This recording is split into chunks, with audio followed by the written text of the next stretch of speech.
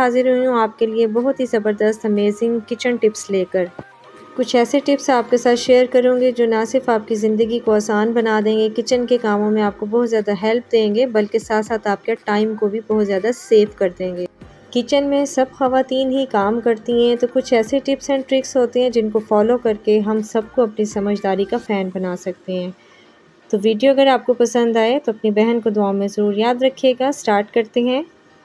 Lemon का मौसम है, गर्मियां हैं, लेमन तकरीबन हर घर में ज़रूर होने चाहिए क्योंकि ये गर्मी के असर को कम करते हैं, दिल को तक़वियत देती हैं।